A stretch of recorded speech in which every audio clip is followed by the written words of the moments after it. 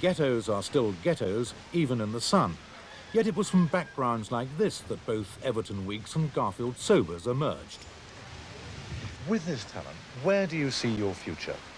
Well, I would love to play cricket in England someday, and also go on to represent my country in probably the West Indies. So that would mean going to England and playing for a county or playing in the leagues? Yeah, county or leagues. Mr. Sergeant, if he got an offer in cricket from abroad, would you like to see him go? Yes, I would like to see him go from the depths of my heart. I would. Why is that? Well, because you know that this Barbados is a little hard, it's tough, tight. Hard for him to get a job here? Yes, very hard to get a job. How good a cricketer is he? Well, he's very nice. Have you ever earned any money from cricket? No, not really. Not really.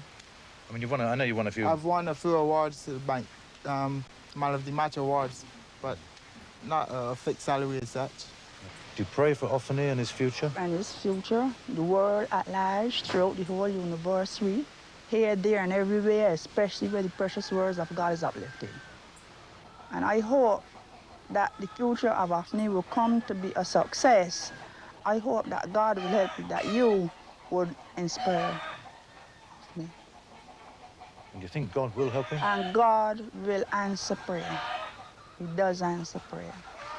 Here at St. Catherine, it's a bright and sunny day, and St. Catherine resuming at 57 for 162 runs. The Royal Barbados Police, playing here for their third island championship in 3 years, don't rely overmuch on God to provide the island's best cricketers.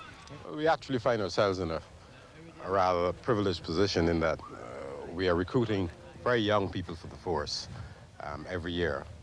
And in recent years, too, we've had expansions. And of course, during that period, we've had our eye on cricketers. We are well aware of what is happening in youth cricket in Barbados.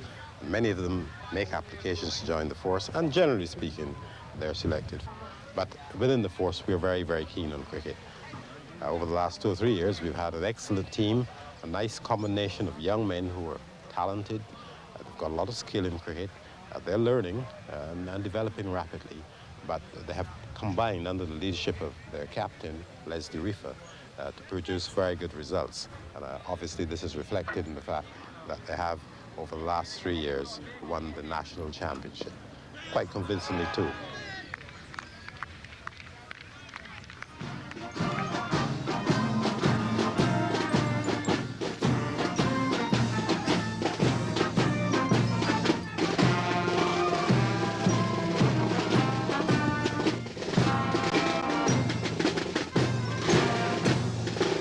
Practically all the big institutions and businesses, like the banks and the breweries, pour money into cricket.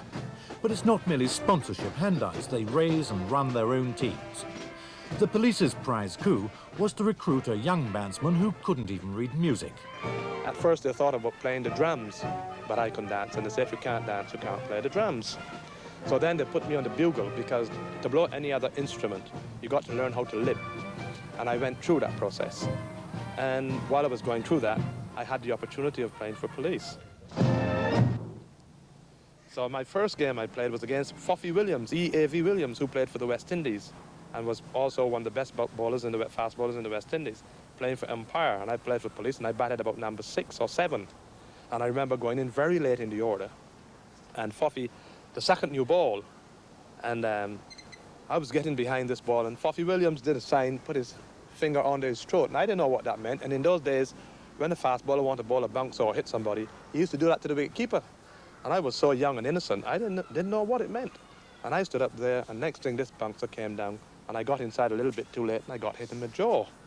And it didn't hurt me, but I was scared. Anyhow, I turned up about 3 days later, and Captain Raison looked at me and said, "Sobers, where have you been for the last 3 days?" I said, "Well, I got struck in my jaw on Saturday, sir, and my jaw was swollen very big, and it was hurting me, and I wouldn't have been able to blow. And I had asked some of the boys who were playing in the team from the band to report to you and let you know what had happened to me." Oh, he said, "Well, I didn't hear anything. That obviously that you're not interested in being in the band, and I'm afraid you better leave some room for somebody else."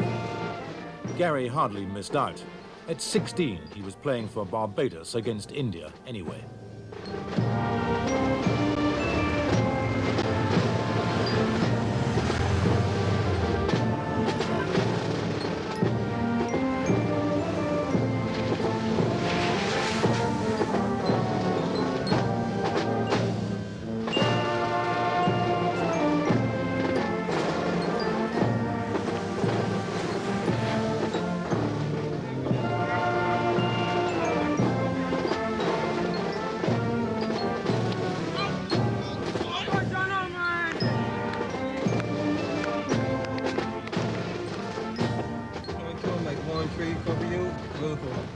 Cricket here is what soap opera has become to America and Britain, an alternative existence.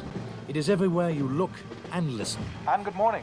Just one day left in the Barbados Club season, and while police know that the Division 1 Cup is theirs, the other 11 teams in the championship are fighting it out for the minor positions. So there are still plenty of possibilities, although by all logic, it appears as if it will be Wanderers second, BCL and Empire third, and St. Catherine fifth. I'll be hearing from the Barbados Cricket Association President Peter Short, and I'll be hearing from Ricky Elcock, the young fast bowler whose career has been temporarily interrupted by a serious back injury.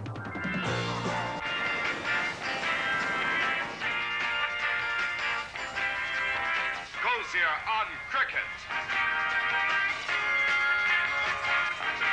For the next half hour, eminent sports commentator Tony Cozier talks to cricketing personalities and looks at the state of cricket.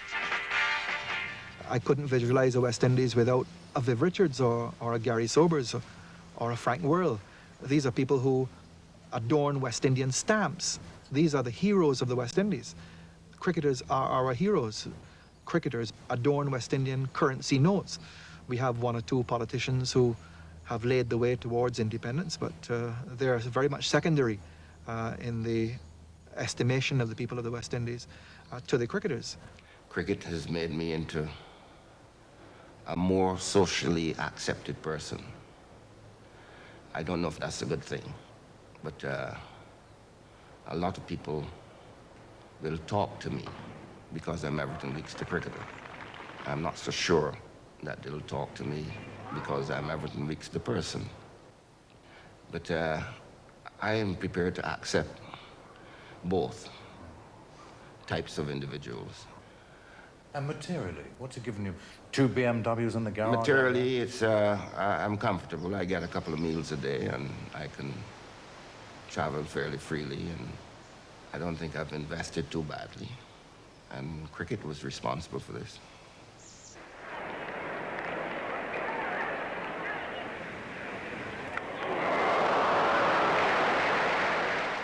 Gary Sobers became Sir Garfield at an investiture on the Barbados racecourse in 1975, the third West Indian cricketer to be knighted.